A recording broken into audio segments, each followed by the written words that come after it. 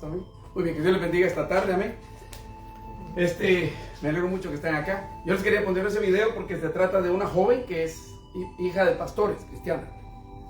Era cristiana, dice. Entonces ella dice que se alejó. Y estaba explicando pues que el evangelio era una mentira, que los pastores eran una farsa. Empezó a explicar un montón de cosas. Pero dice que ella tenía 13 años y la iglesia la criticaba mucho. Pero dice que ella pues era una muchacha muy noviera, esa es su expresión. Y que dice que le gustaba pues andar en la calle, en las noches, salirse y todo. Entonces sus papás, que era su padrastro, dice que estaba muy molesto y no le daban la libertad. Entonces, bueno, yo quería que lo vieran porque en todo su mensaje, pues ella misma explica que si tenía el rechazo de la congregación y de su familia, era por el comportamiento que ella tenía también. Ahora, es verdad que hay casos donde los padres no ayudan, donde la iglesia no ayuda, eso es verdad, pero en este caso no era así. Yo quería que lo vieran porque dije para que se den cuenta que a veces la misma gente tropieza en sus propias palabras cuando quiere poner en mal a alguien o poner en mal la obra. En este caso quería poner en mal a su papá, entonces automáticamente ella misma, pues sin darse cuenta, estuvo confesando, y eso pasa mucho, ¿eh? Por eso es que a veces es mejor esperar en Dios, y Dios es el que se encargará de las cosas, ¿no? Entonces yo quería que vieran eso porque es muy bonito. Les digo eso para que nos motive a nosotros a no desanimarnos cuando miramos gente que tal vez se expresa mal, porque hay gente que se expresa mal de las iglesias, y es verdad, se expresan, pero no importa, sabemos que eso va a pasar, eso va a ser así. Lo importante es que nosotros nos preocupemos por pedirle a Dios que nos ayude para hacer las cosas bien, ¿no? Bueno, entonces hoy este es el tema que traigo, es un cristiano disponible en la mano de Dios. Un cristiano disponible, o sea, esta palabra, la disposición que debe haber en las manos de Dios. Con esto no quiero decirles que significa que la gente, por ejemplo, a veces tiene que estar en la iglesia siempre. Si no está en la iglesia no está disponible. No. Posiblemente no puedan ir a la iglesia, eso es entendible. A veces por trabajo, a veces por enfermedades, por cualquier situación, y dicen, no voy a poder ir, y Dios conoce el corazón, está bien. Pero lo importante es que tengamos la disposición al servicio para Dios, pero no solo en la congregación, donde quiera que estemos. Y hoy pues vamos a hablar de que un cristiano debe tener disposición no solamente congregacionalmente, sino también a nivel personal, particular, y no solamente con los cristianos, sino hasta con los no cristianos. Entonces de eso vamos a hablar con la ayuda de Dios. Amén. Vamos a orar. Padre, te damos gracias en esta noche porque eres bueno.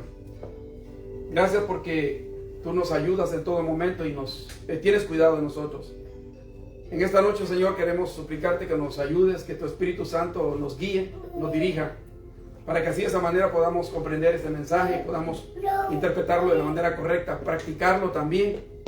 Estamos en tus manos y sabemos de que si tú nos hablas, tú quieres el bienestar para cada uno de nosotros y quieres la bendición para cada uno de nosotros. Bendice a todos los que están aquí por nombre, bendice a las personas que van a ver este mensaje, tal vez ahora o después, y que todo lo que hacemos, Señor, glorifique tu nombre. Gracias, Padre, en el nombre de Jesús. Amén. Muy bien. Vamos a empezar.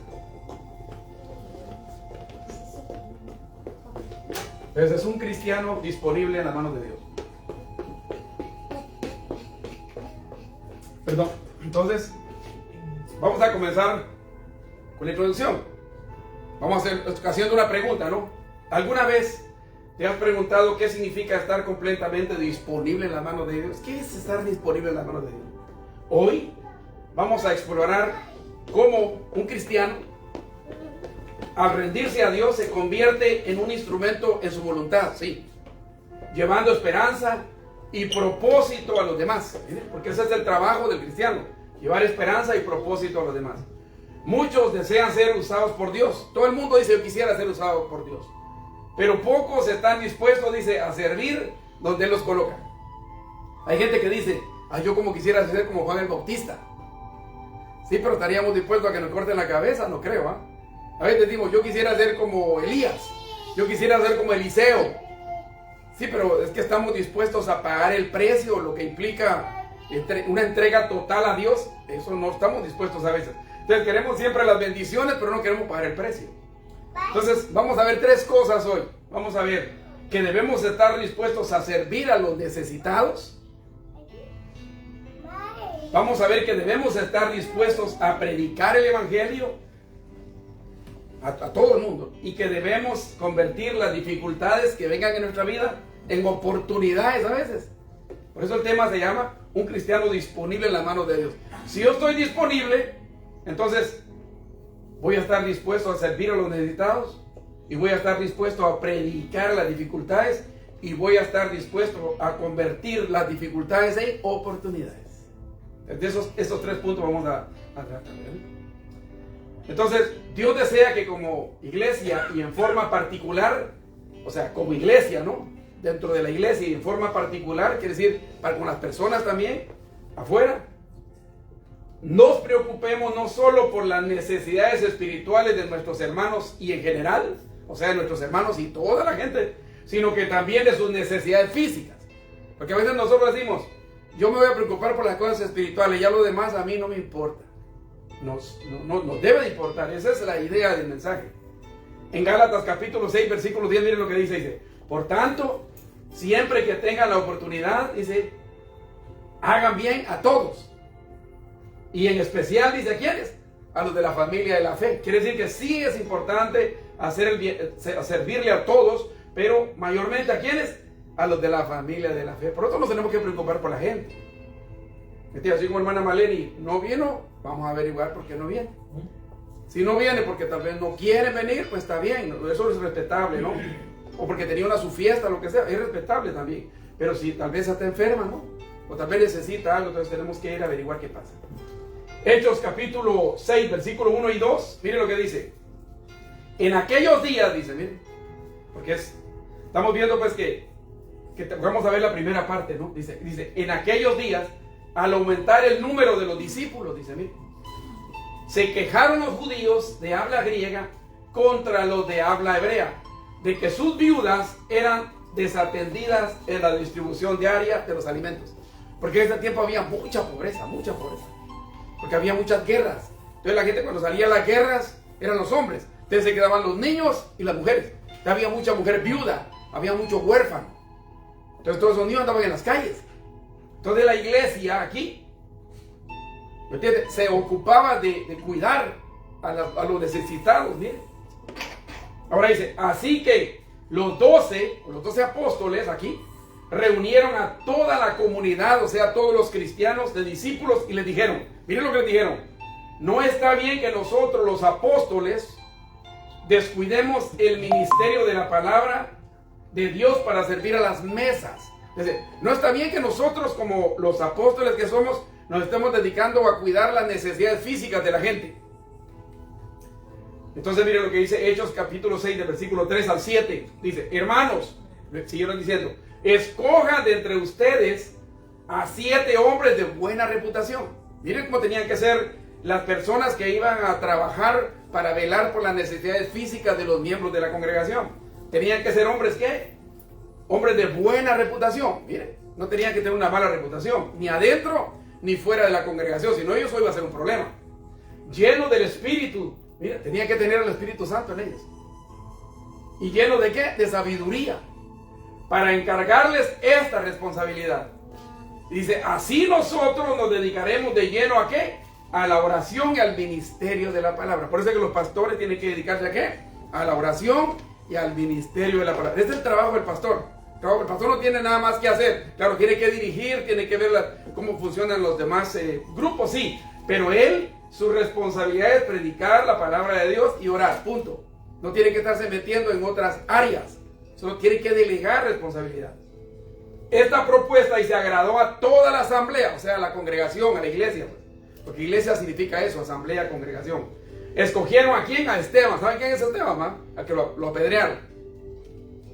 Hombre lleno de fe y del Espíritu Santo. Y a Felipe. No, Felipe no era Felipe el apóstol, era Felipe el evangelista, que dice que tenía 4 hijas, ¿no? De él está hablando acá.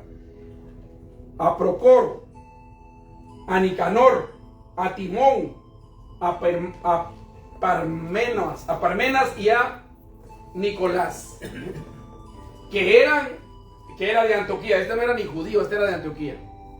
Era morenito. Y se había convertido ¿a qué? Al judaísmo. Bien, él era raza negrita. Los presentaron a los apóstoles, o sea, los trajeron. Ellos dijeron, estas características tienen que tener, y ellos las llenaban, y se enviaron a los apóstoles, y dice, y los presentaron a los apóstoles, quienes oraron y les impusieron las manos. Eso implica dar autoridad. Cuando se ora por alguien poniéndole las manos, significa que se le está delegando autoridad. Dice, y la palabra de Dios se difundía, el número de los discípulos aumentaba considerablemente en Jerusalén, e incluso muchos de los sacerdotes obedecían a la fe. Quiere decir que cuando hubo una organización, hubo más gente que se convertía. ¿Por qué? Porque había gente que estaba dispuesto ¿a qué? A servir. Entonces es importante servir, ¿eh? ¿Qué significa servir a las mesas según el texto? Significa administrar y distribuir la ayuda diaria de alimentos y recursos a los miembros vulnerables de la iglesia primitiva, específicamente a las viudas. Yo me recuerdo cuando llegaban ayudas a Guatemala a veces, a los pueblos, siempre habían familias que se encargaban de la distribución, pero las familias siempre agarraban lo mejor y le entregaban a su familia lo mejor, y después lo que no servía entregaban, a veces lo entregaban. Aquí me di cuenta que existían en aquel tiempo, hoy yo no me he fijado ya, pero en aquel tiempo cuando yo recién vine, íbamos a traer comida, que este tiempo la comida que daban aquí era buena, hoy no sirve. Hay lugares donde no sirve, las tiendas, por ejemplo, Walmart, Super C, Maxi, dan todo lo podrido, lo que ya no sirve es lo que dan. Antes no, antes daban carne, daban buenas cosas, ¿no? Te lo digo porque yo lo veía. Pero pasaba lo mismo. Siempre había un grupo de gente que era la que se encargaban de servir, que era, le llamaban que eran los benévolos, ¿no? Los que estaban trabajando voluntariamente. Pero ellos, ¿qué hacían? Agarraban siempre lo mejor. Pero entonces estos no podían llenar, no podían cumplir esto aquí. Porque en esta característica estos no eran así. Ellos no agarraban lo mejor. Ellos eran equitativos. Hay que estar igual con todo. No podemos, por eso es que el cristiano no puede tener preferencias en una congregación. No puede querer a uno más que a otro. A todos hay que quererlos igual. A todos hay que respetarlos igual. No podemos hacer preferencia con nadie. Porque dice la Biblia que Dios no hace acepción de personas. Entonces el cristiano tampoco debe de hacerlo. Entonces aquí, cuando nosotros decimos vamos a servir para todos. No servirles a uno más que a otros o mejor que a otros. Eso no va con Dios. Ay, que es el hijo de don Julano o la hija de don Julano, sirvámosle mejor que a los demás. No, todos tenemos que ser iguales. Esa es la idea. Vean Mateo capítulo 14, del versículo 14 al 16, después del versículo 20 al 21, también hay otra historia. Miren lo que dice. Oyéndolo Jesús se apartó de allí en una barca a un desierto y apartado. O sea, Jesús se apartó. Y cuando la gente lo oyó, le siguió a pie desde las ciudades. Y saliendo Jesús vio una gran multitud y tuvo compasión de ellos y sanó a los de ellos que estaban enfermos. Cuando anochecía, se acercaron a él sus discípulos diciendo: el lugar es desierto y la hora ya pasada, despide a la multitud para que vaya por las aldeas y compren qué comer. Jesús, mira, ya es noche, ya pues ya cumplimos, ahora ¿sabes qué? Dile que se vaya para su casa. Jesús les dijo: no tienen necesidad de irse, dadles vosotros de comer. Imagínense. Yo les voy a decir algo. Si Jesús les dijo denle ustedes de comer, es porque sabía que ellos podían hacerlo, pero no tenían mucho dinero. Quizás no tenían mucho dinero, pero si Jesús lo dijo, Él es el que provee. Entonces nosotros muchas veces, Dios nos está diciendo, ustedes tienen que darle a la gente lo que necesitan espiritualmente, pero también tienen que preocuparse por lo físico. Porque a veces que cuando la gente viene aquí, no viene porque quiere lo espiritual, necesita lo físico. Y a veces, hermanos, si no le entramos primero por el estómago, no escuchan. Una persona con hambre no oye, no va a escuchar, no va a estar bien. Entonces necesitamos a veces la gente está cerrada de su cabecita porque dice, tengo un problema y yo no puedo solucionar mi problema. Entonces, mientras no le solucionen el problema, no le voy a escuchar a nadie, pues. Se le va a quedar viendo a todo el mundo. Espérate, te vamos a predicar, después te damos lo que querés. Y hay muchas congregaciones que lo que hacen es que les gusta como negociar con la gente, ¿no? Te vamos a dar, pero con la condición que te vas a congregar ahí. Entonces lo que hacen es una inversión, ¿no? Vamos a invertir para que mañana nos venga a devolver más de lo que nosotros le estamos dando, de lo tal vez poquito que le están dando. Porque hay congregaciones que hasta cometen el error que cuando algún hermano tiene una necesidad, tenemos el caso aquí, hermana Isamar dice que tiene una necesidad, y dice, tiene una necesidad, hacemos bien. Entonces venimos y decimos, ya cuando termina, primero recogemos la ofrenda, eso no se va a dejar de recoger, ellos no van a dejar de recoger la ofrenda. Primero recogen la ofrenda de la iglesia, y es la primera porque es la que va a tener más. Y después dicen, hermanos, ahora vamos a volver a recoger otra ofrenda. Pero esa ofrenda es para la hermana que tiene necesidad, hermano, exponemos a las personas. Y después a veces a la persona que le dan $10, $15, $20 le recogen. Y si miran que le recogieron mucho, hasta le cortan, dicen, no es mucho, no le demos tanto. Son tan cínicos que hacen eso. Y eso no debiera ser así. ¿Por qué no decir, la ofrenda que se recoja se la vamos a dar a la hermana, pero callado en la boca, ¿no? Y o agarrar de lo que esté en la bolsa, no decir, vamos, agarremos un poco y agreguémosle más, démosle a la hermana que supla su necesidad. Pero a veces no lo hacemos. Por eso yo siempre he hecho una pregunta, que por qué cuando le llegan al pastor a decir, pastor, fíjese que tengo una necesidad, y dice el pastor, bueno, vamos a orar, y ora con él la persona, para que el Señor le provea. O sea, él dice, a la congregación le dice, cuando ustedes tengan una necesidad, tienen que orar a Dios para que Dios les ayude. Pero cuando él tiene la necesidad, él no ora a Dios, él va y dice, hermano, necesito que me den, y te lo tienen que dar. O sea, que él sí es más inteligente porque él le pide a la gente, no pide para arriba, pero para abajo. Pero si hay ofrendas, a veces hay, y recogen diezmos, a veces hay iglesias que tienen miles de dólares en el banco, pero no son capaces de agarrar algo y de compartir con el necesitado. Entonces, miren lo que está diciendo aquí. Les digo, denle de comer a ustedes. Entonces dice, y comieron, dice, les dijo, no tienen necesidad de irse, dan vosotros de comer. Y comieron todos, porque después les digo, pero no tenemos nada, solo unos pececitos y unos panes. Díganle que se sienten todos 50 en 50, y Jesús y oró y se comenzó a servir. Dice, y comieron todos y se saciaron y recogieron lo que sobró de los pedazos. ¿Y saben cuánto sobró después de que comieron? Dice, eran como 5,000 personas sin contar niños y mujeres. Dice que comieron 5,000 personas y sobraron 12 cestas llenas. Y los que comieron fueron como 5,000 hombres sin contar mujeres ni niños. Esta palabra que dice que lo recogieron lo que sobró, porque Jesús dijo, recojan lo que sobre para que no se desperdicie. A veces nosotros desperdiciamos la comida, hermano. A ver, vamos a limpiar la refri, ahí está el montón de comida que va para la basura. Y hay gente que no tiene que comer. Pero preferimos tirarla nosotros. Es pecado comprar comida de más. A veces es bueno racionarnos, a veces es necesario. ¿Sabe por qué? Porque es pecado, hermanos, el abuso. Porque un día Dios nos va a pedir cuentas de eso. ¿Qué estamos haciendo con eso? Porque mientras estamos gastando ese montón de dinero en tirarlo a la basura, mejor debiéramos de apartar un poco de dinero y compartir con gente que no tiene necesidad para comenzar. En nuestros países hay mucha gente que no tiene que comer. Entonces mire lo que dice Juan capítulo 6 versículo 12. Dice, y cuando se hubieron saciado, dijo a sus discípulos, recoged los pedazos que sobraron. ¿Para qué? Para que no se pierda nada, dijo Jesús. Jesús enseñando eso.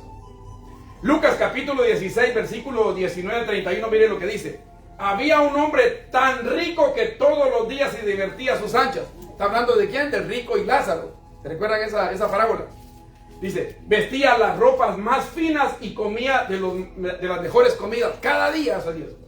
Había también un hombre muy pobre llamado ¿qué? Lázaro, quien tenía el cuerpo cubierto de llagas y con frecuencia se sentaba a la puerta de la casa del hombre rico. Quería tan solo calmar su hambre comiendo las sobras que caían de la mesa del hombre rico. Los perros venían y le lamían sus llagas. Él estaba en la puerta de la mansión del hombre rico y él deseaba comer lo que se caía a la mesa, pero ni eso le daban. Y haciendo fiestas todos los días, o sea, llevaba una vida placentera. Pero miren lo que sigue diciendo el texto. Tiempo después, dice el versículo 22 al 23, Lázaro murió y los ángeles del cielo vinieron y lo pusieron en el mejor lugar en el banquete al lado de Abraham. O sea, él estaba sufriendo con una gran necesidad, pero las cosas cambiaron cuando él murió. Esas necesidades que tenía ahora, tenía bendición.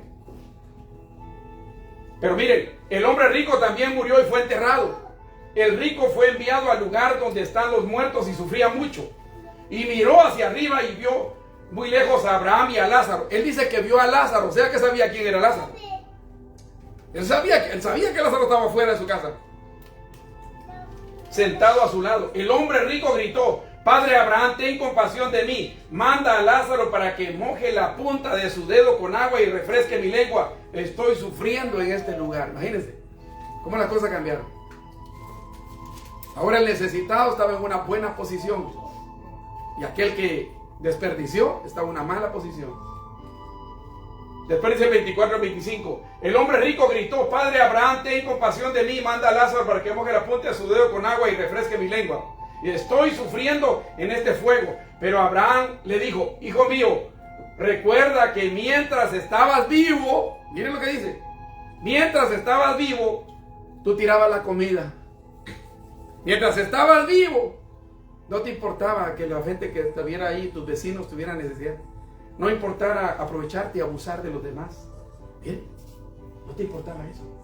Hijo mío, recuerda que mientras estabas vivo, tú pasaste muy bien. Pero Lázaro sufrió mucho. Ahora él recibe consuelo aquí, mientras que, mientras ahora a ti te toca sufrir. La parábola, porque es una parábola, no fue algo real, advierte sobre los peligros de la avaricia, porque el rico era un avaro. Dice: la insensibilidad ante el sufrimiento ajeno y la indiferencia hacia quienes nos rodean. Somos indiferentes. Enseña que la riqueza terrenal no tiene valor en la otra vida. Es un llamado a practicar la compasión y enfatiza que esta vida es el momento para decidir el destino eterno muchas veces. Y miren lo que dice 1 de Juan 3:17. Pero si alguien está bien económicamente y no ayuda a su hermano que está en necesidad, ¿cómo puede haber amor de Dios en él? Imagínense. Hay un amigo que me contaba una historia que dice que de todos los hermanos del papá, ellos eran los más pobres, pero vivían, las casas estaban así cerca. Y que cuando era Navidad, la mamá dice que hasta les pegaba porque ellos no querían irse a acostar, porque ellos veían los cohetes, veían las luces, veían todo, y ellos visitaban a sus tíos y tías y miraban que todos estaban amasando la masa para hacer tamales, para hacer ponche, para gallinas y marranos y todo lo que mataban. Pero como ellos no tenían, dice que hasta les pegaba y a las 10 de la noche los mandaba a dormir, porque ninguno de los hermanos se dignaba a compartir con ellos ese día. Y cada vez que me lo contaba lloraba él. Pasa. Entonces, ¿cómo es posible? Hablaba yo, estuve con el dentista ayer, sí, y me contaba la joven que está ahí, cubana, me decía: yo gasto mucho ayudando a mis papás, a veces me quedo sin nada aquí, pero soy feliz sabiendo que ellos están comiendo allá, porque no me sentiría bien, me decía, comiéndome mi carne, mi pedazo de carne aquí, y viendo que mi padre y mi madre no tienen que comer en mi país. Y yo digo: wow, así es. O sea, no puede ser. Yo no entiendo cómo a veces nosotros, ¿me entiendes?, somos insensibles a la necesidad, como lo que está pasando cuando dijo David: hay que orar por los de Venezuela. Y es verdad, miren, esa gente, yo sé que están saliendo muchos videos, yo no sé qué tan cierto sea de que son algunos malagradecidos, ¿no? Porque no queremos tortillas, no nos den tantas tortillas, no nos manden eso, así. Pero no es todo el mundo.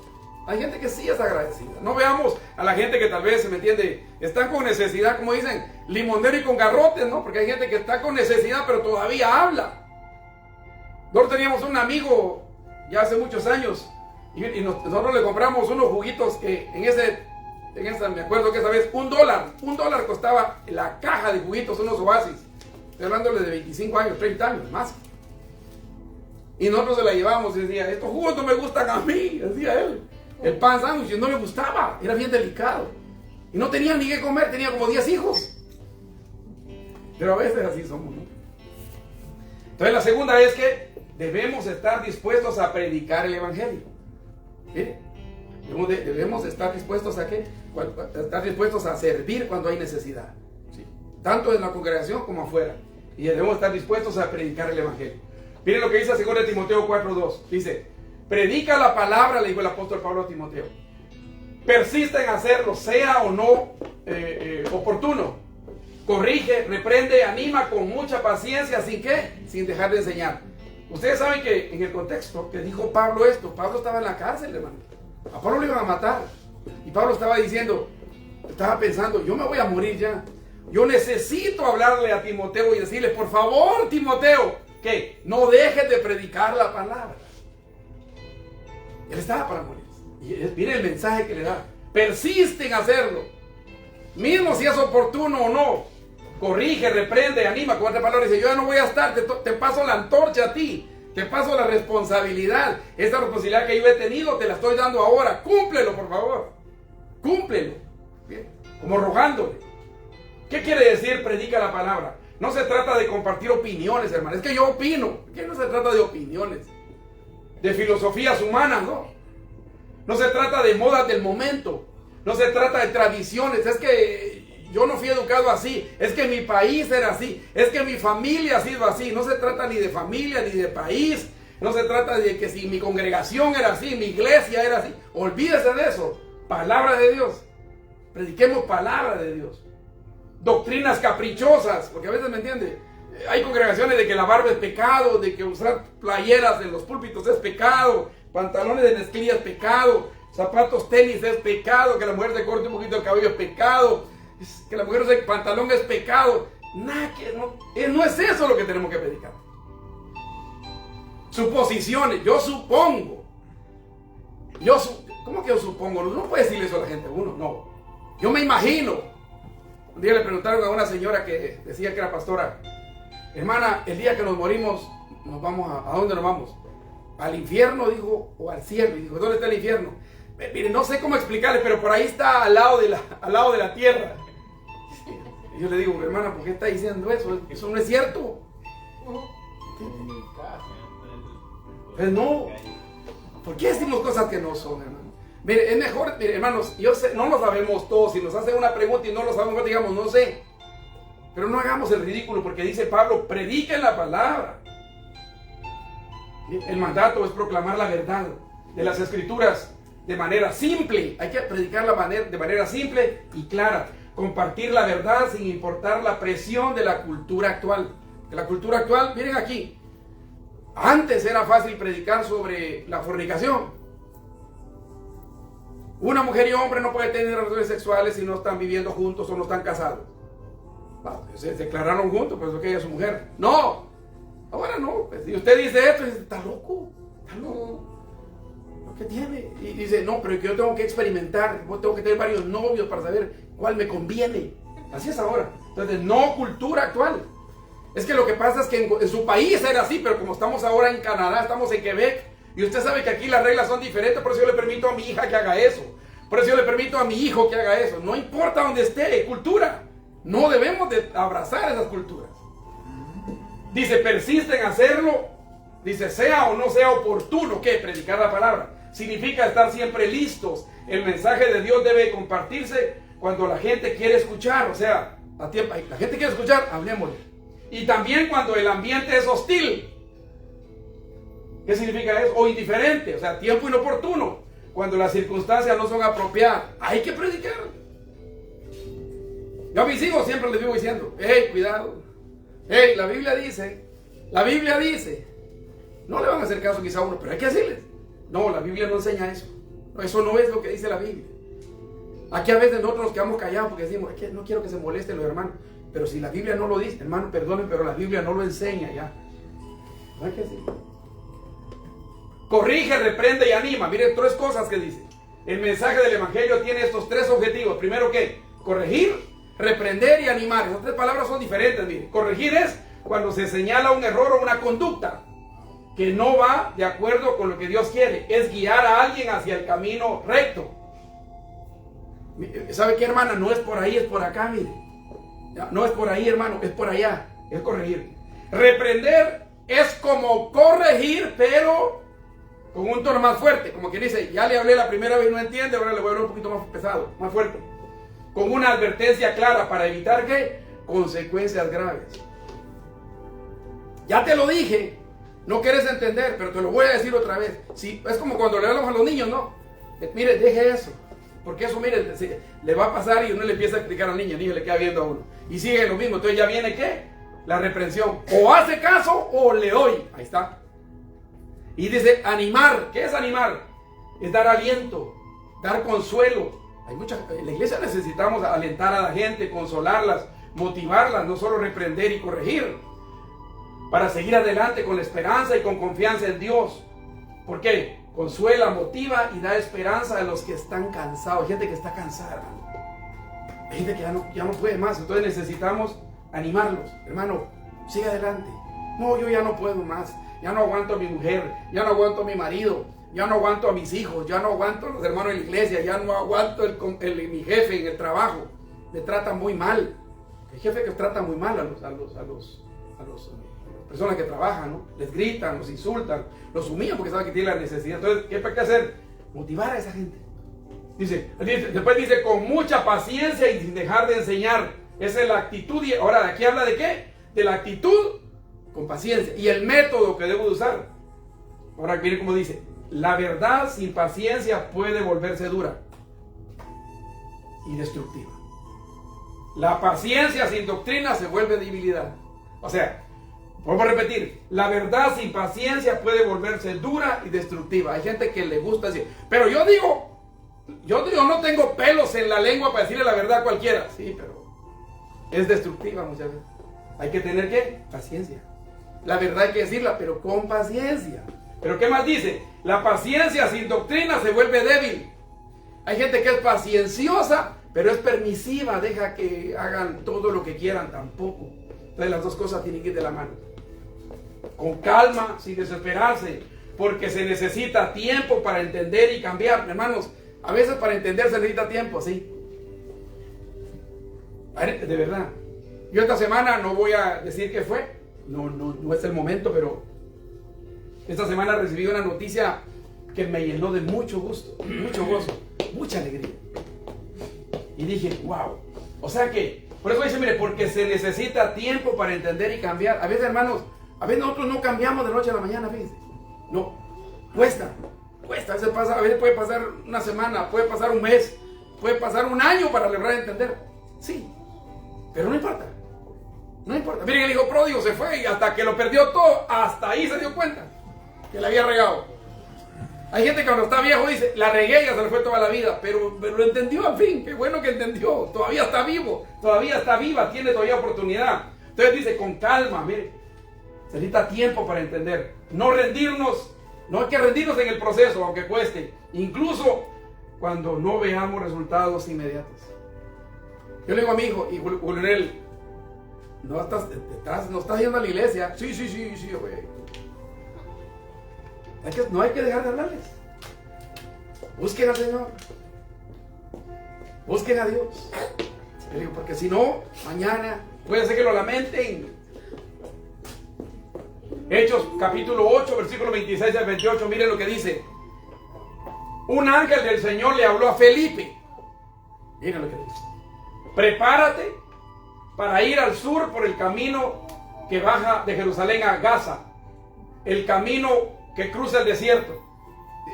Pero por ahí no hay tutú, por ahí no hay, yo no tengo carro, no hay buses, no tengo plata. Él que inmediatamente obedeció. Por eso tenemos que tener la disposición de hacer el mensaje, dar el mensaje. Él lo hizo.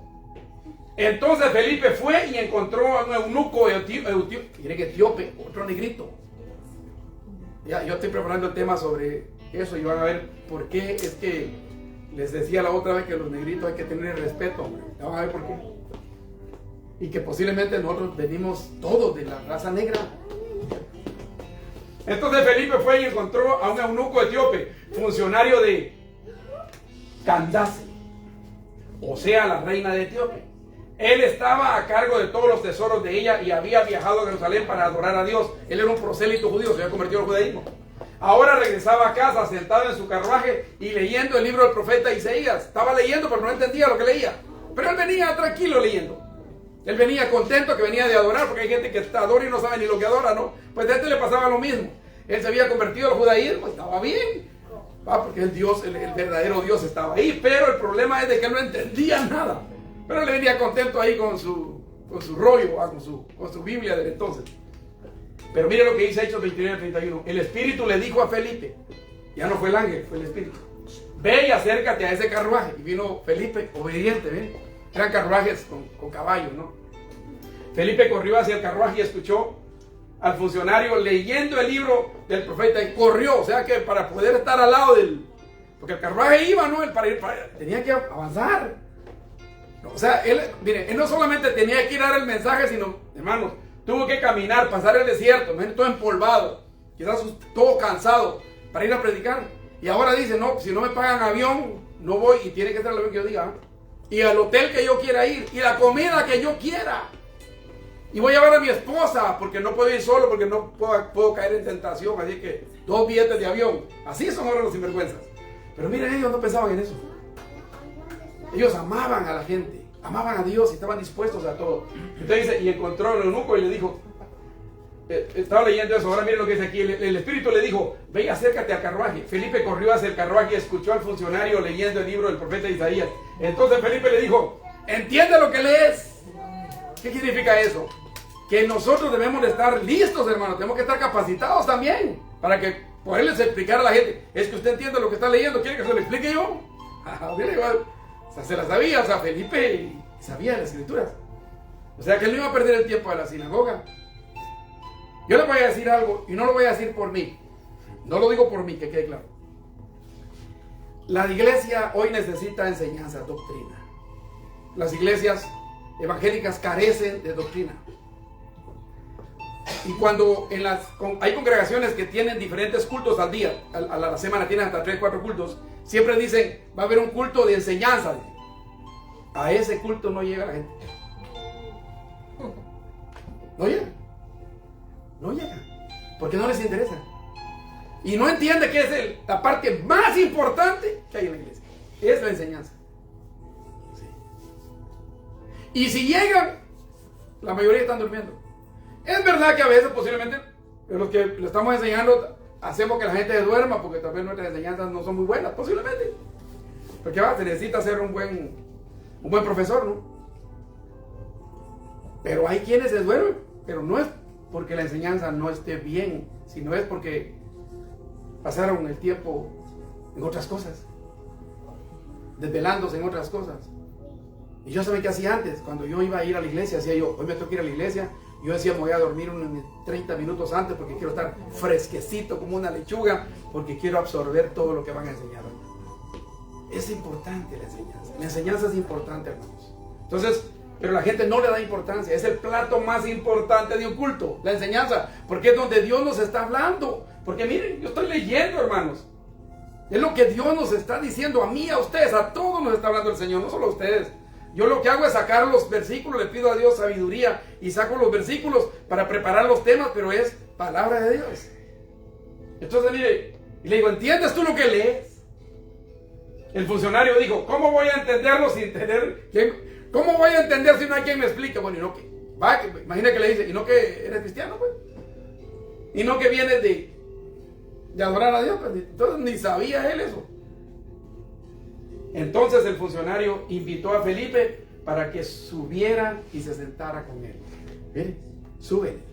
Imagina aquel pobrecito todo sucio, todo sudado, quizá maloliento, y se subió. Miren lo que dice el 34 al 38. Respondiendo el eunuco dijo a Felipe, te ruego que me digas, ¿de quién dice esto el profeta? ¿De sí mismo o de algún otro? Entonces dijo Pedro, espérate, eso es pan comido para mí. Felipe le dijo, yo estoy bien preparadito en este tema.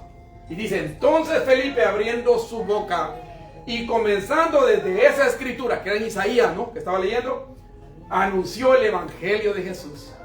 Leyendo, dice, por el camino, y yendo por el camino llegaron a cierta agua y dijo el eunuco, aquí hay agua que impide que yo sea bautizado. O sea que habló desde Isaías y le empezó a dar el mensaje de Jesucristo hasta llegar a un punto que seguro le habló del bautismo. Le dijo, te tienes que bautizar.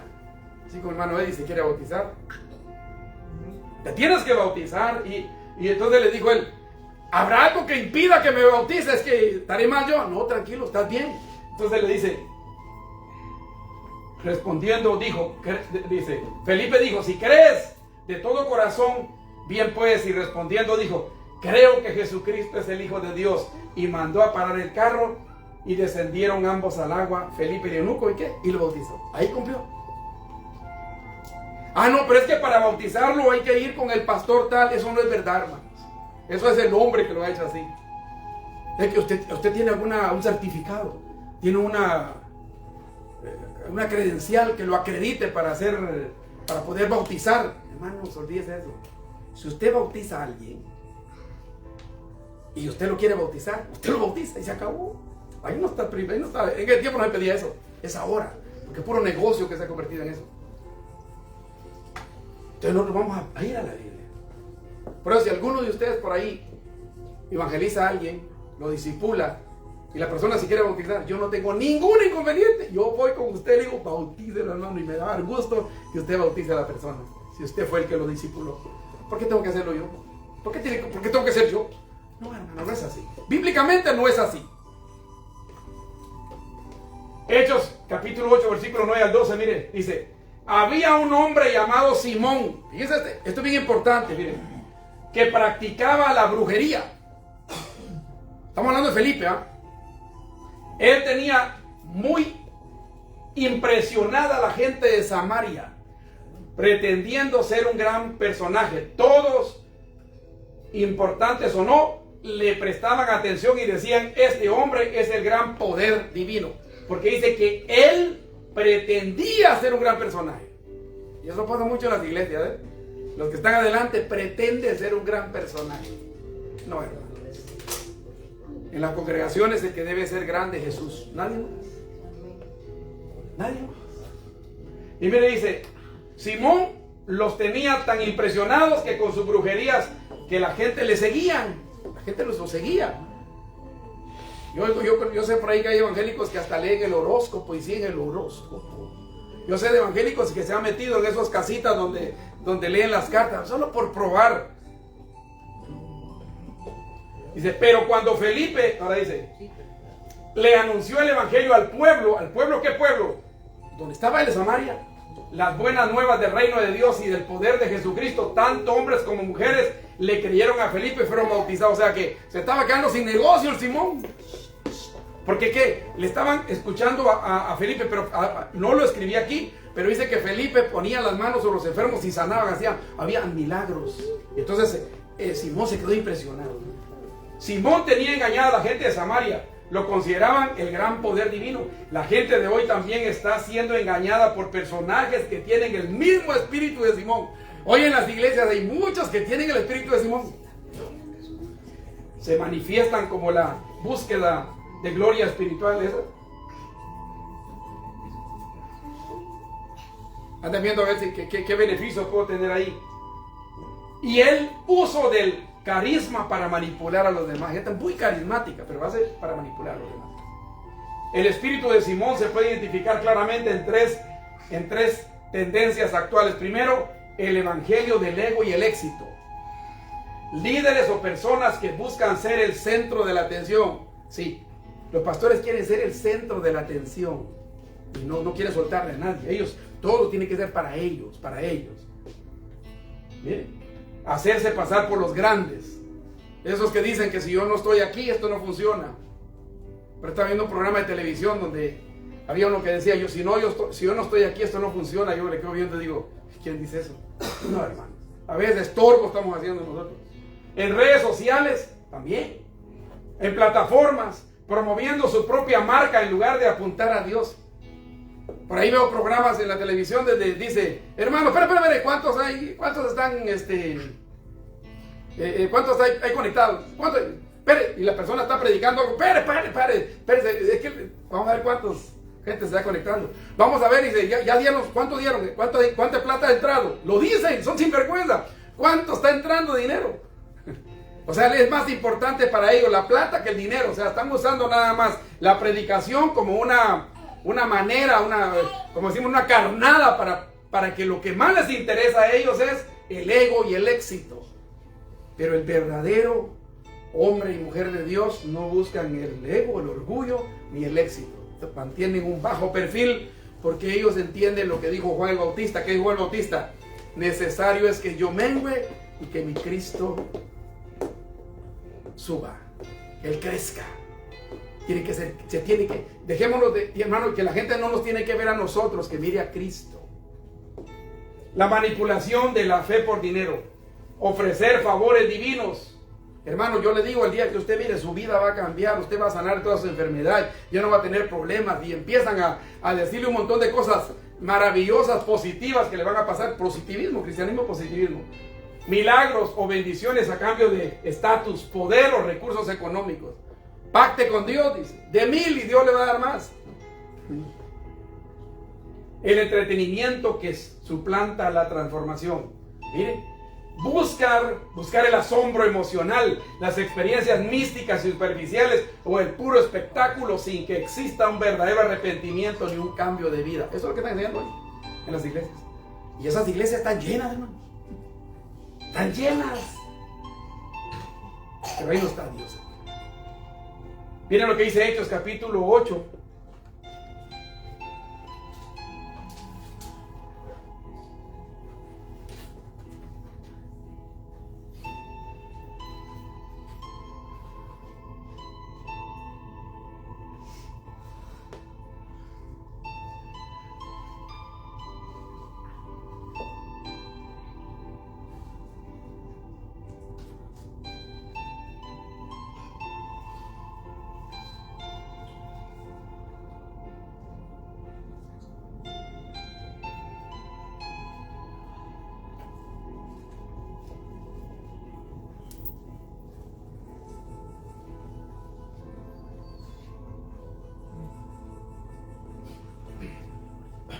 Hechos capítulo 8, hermanos, versículo 13, el 18 y el 19, miren lo que dice. Simón mismo creyó y fue bautizado. Seguía a Felipe muy de cerca, asombrado también, dice, con las maravillas tan poderosas y las señales milagrosas que Felipe hacía, hermano. Al ver Simón que el Espíritu Santo se daba cuando Pedro y Juan imponían las manos, miren lo que hizo. Les ofreció dinero a los apóstoles. Y les dijo, denme ese poder para que a quien yo le imponga las manos reciba el Espíritu Santo. Miren lo sinvergüenza que era. Entonces Pedro le respondió, púdrete con tu dinero. Pero hay que tener mucho cuidado, hermano. Esa gente que está en las iglesias o al frente de las congregaciones por dinero. Miren lo que le digo, púdrete con tu dinero. ¿Pensaste que podías comprar el don de Dios? No tienes arte ni parte en nuestro trabajo porque Dios sabe que tienes la mente retorcida.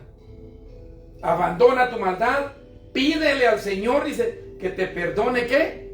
Tus malas intenciones. El último, hermano, debemos convertir las dificultades en oportunidades. Hermano, siempre van a haber dificultades en nuestra vida. Vamos a ver, Pablo en una ocasión, miren lo que pasó acá. Dice, Hechos capítulo 8, versículo 3, 4 y el 14. Saulo, por su parte, causaba estragos en la iglesia, entraba en casa, arrastraba a hombres y mujeres y los encarcelaba. Pablo. O sea, se llamaba Saulo en ese entonces, porque Saulo era el nombre romano que tenía. Dice, los que se habían dispersado predicaban la palabra por donde quiera que iban. ¿Por qué qué? Había dificultades. Ahí fue cuando mataron a Esteban. Felipe, mire, bajó a la ciudad de Samaria. Felipe con Esteban eran diáconos. Y Felipe salió huyendo también. ¿Y llegó a dónde? A la ciudad de Samaria. Y les anunciaba el Cristo. Ya leímos qué fue lo que pasó con el mago ahí. Cuando los apóstoles que estaban en Jerusalén se enteraron de que los samaritanos habían aceptado la palabra de Dios, ¿qué? Le enviaron a Pedro y a Juan. Dice, qué bonito eso, ¿no? Ahora miren lo que dice, porque había una dificultad ahí. ¿Y qué hizo Felipe? No dijo, bueno, las cosas se están poniendo mal, yo no voy a seguir predicando. Yo ya no, ¿para qué voy a seguir predicando? ¿Para qué? Sí, miren, no, la gente no le interesa, no se preocupa. No, él siempre trató la manera de dar lo mejor que tenía que dar. Lo vimos ahí con el eunuco, lo vimos con Simón, y ahora miren, lo vemos aquí también. Hechos 16, versículos 22 y 26 dice, entonces la multitud se amotinó contra Pablo y Silas. Ustedes saben que lo que pasó aquí es de que había una mujer, dice que era divina, y esa mujer dice que decía siempre, ¿no? Estos son hijos del Dios, servidores del Dios Altísimo, siempre. Y un momento Pablo se molestó y la reprendió, y el espíritu dejó a la mujer. Entonces lo agarraron, y se lo llevaron a la prisión. y los golpearon por lo que habían hecho. O sea, por hacer el bien. ¿Te das cuenta? Por hacer el bien se metieron en problemas, dificultades. Pero miren lo que dice acá. Entonces dice que entonces la multitud se amotinó contra Pablo y Silas. Luego los magistrados mandaron que arrancaran sus ropas y los azotaran. Y no crean que azotar era dos golpecitos. Los dejaban, hermanos, casi medio muertos, ¿de verdad? Después de darles muchos golpes, los echaron en la cárcel y ordenaron al carcelero que los custodiara con la mayor seguridad. Guarden lo que no se vayan a escapar. Dice, al recibir tal orden, este los metió en el calabozo interior y los sujetó los pies en el cepo. Digo, bueno, si así está la situación, no solo los voy a dejar ahí sentaditos, los voy a poner en una situación más difícil todavía. ¿Estaban ellos qué? En dificultades. A eso de medianoche, Pablo y Silas se pusieron a qué? A orar y a cantar himnos a Dios. Miren, ellos estaban en una situación difícil, pero ellos ¿qué hicieron? Aprovechar la oportunidad. Aquí estamos, ¿sabes qué? Pongámonos a cantar y a orar. Pongámonos a cantar y a orar. Tenemos problemas, cantemos y oremos. Por eso la Biblia dice, el que está alegre, cante, y el que está triste, ¿qué dice? Haga oración, ore. Miren. Y los otros, ¿y los presos qué? Escuchaban. Pero miren lo que pasó después. El carcelero, pero después de que ellos estaban haciendo eso, hubo un terremoto, dice, ¿no? Hubo un terremoto, dice que se les cayeron a todas las cadenas. Entonces el carcelero tuvo miedo, pues, porque ustedes saben que en ese tiempo, sí, alguien se le escapaba a un carcelero, pues lo mataban a él. El carcelero le dijo a alguien que le trajera luz, corrió adentro y temblando de miedo cayó delante de Pablo y Silas. Entonces los llevó afuera. Tuvo miedo y dijo, no, por eso iba a matar. Y Pablo dijo, no te mates, aquí estamos, no nos vamos a escapar. Entonces los llevó fuera y les dijo, ¿qué debo hacer para ser salvo? Le respondieron Pablo y Silas, cree en el Señor Jesucristo y serás salvo tú y todos los de tu casa. Dice, Pablo y Silas les anunciaron el mensaje del Señor al carcelero y a todos los de su casa a esa hora de la noche. Miren, el carcelero los llevó, les lavó las heridas, inmediatamente fueron bautizados él y todos los de su casa. A veces, hermanos, las situaciones más difíciles es donde podemos ver milagros, situaciones. Porque a veces nos están viendo cómo reaccionamos ante las situaciones. Un faro no llama la atención sobre sí mismo. Ustedes saben esos faros que hay para los barcos, ¿no? Para que los barcos no vayan a chocar cuando haya esas piedras así grandes, ¿no? Dice, un faro no llama la atención sobre sí mismo. Dirige a los barcos hacia un lugar que seguro. Así debe hacer todo predicador, señalar siempre a Cristo. Nosotros somos como faros que tenemos que enseñarle a la gente que miren a Cristo. Y miren lo que dice en conclusión. Miren, un cristiano disponible en las manos de Dios es aquel con un corazón dispuesto. Se acerca a los necesitados, predica con valentía y convierte cada obstáculo en un trampolín para la fe. Dice, miren, dice también, recordemos que ser un cristiano disponible es entregar nuestras vidas sin reservas en las manos de Dios. Él, que nos ama, nos guiará, dice, y usará para su propósito. Que cada día estemos dispuestos a decir estas palabras: heme aquí, Señor, úsame como tú quieras. Entonces yo creo que lo que tenemos que hacer es decirle, bueno, si tal vez he hablado con amigos, pero no les he enseñado las cosas como son. Tal vez, ahora voy a comenzar a hacerlo bien. Tal vez cuando estoy en circunstancias lo que pongo es a quejarme y a renegar, y la gente que está alrededor me ve, eso no ayuda. Yo ahora voy a decirles, no importa lo que está pasando, Dios tiene el control. La Biblia dice que los que aman a Dios, todas las cosas les ayudan a bien. Y cuando tenemos ese tipo de actitudes, la gente va a decir, wow, esta gente verdaderamente cómo ha cambiado. Miren cómo es de positivo, qué confianza tiene en Dios. Y no solamente van a ver la confianza, sino que con el tiempo van a ver que esa confianza trajo resultados positivos. Les hagámoslo. No es fácil, pero si lo hacemos con en las manos de Dios, Él nos va a sacar adelante. Amén. Así que Dios les bendiga esta noche. Este era el mensaje que tenía para ustedes hoy. Y que el Señor les bendiga. Vamos a orar para quedar despedidos. Amén.